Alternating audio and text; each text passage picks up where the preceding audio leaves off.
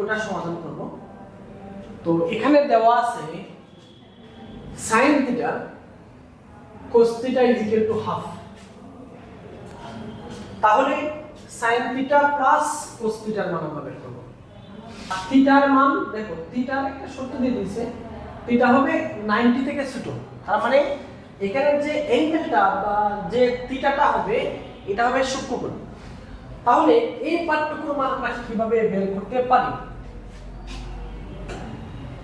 দেখেন, আমরা চেষ্টা করব এটাকে একটা ফর্মুলাতে নিয়ে যাওয়ার জন্য। তো দেখো, যেহেতু আমাদের এই পার্থক্যের মান বের করতে হবে, আমরা লিখলাম sin theta plus cos theta whole square.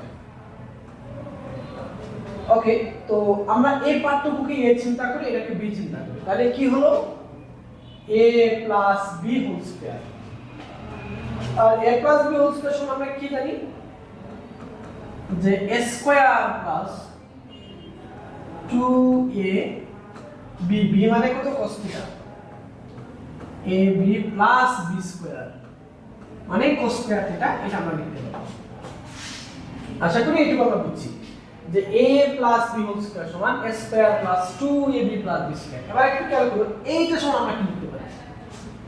দেখো, sin square theta plus cos square theta equal to আমরা কি জানি 1 জানি, যে sin square something plus cos square ওই একই সামথিং মানে হলো 1। তাহলে এটা এবং এটা এখান থেকে আমরা বলতে পারি 1 প্লাস 2, এখানে আছে sin থিটা cos থিটা, আর sin থিটা cos থিটার মান কি দেওয়া আছে, হাফ দেওয়া আছে, তো এখানে আমরা হাফটা বসিয়ে দিলাম। তাহলে 1 প্লাস ক্যান্সেল আউট হলে এখানে 1 থাকে, আমরা কি পেয়ে গেলাম 2 পেয়ে গেলাম। এবার কথা হলো, আমরা কিন্তু sin theta plus cos theta whole square মান চাচ্ছি না, আমরা শুধু এই পার্থক্যের মান চাচ্ছি। তাহলে এখান থেকে যদি আমরা sin থিটা প্লাস cos থিটার মান বের করতে চাই, তাহলে এই স্কয়ারটাকে এখান থেকে সরাতে হবে। আর স্কয়ার সরানোর পৃথিবীর একমাত্র সিস্টেম হলো বর্গমূল করতে হবে।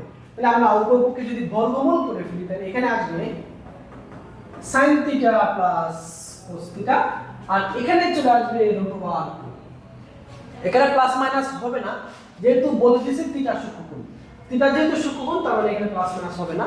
তার মানে sin থিটা প্লাস cos থিটার মান হবে √2, এটা হবে সঠিক।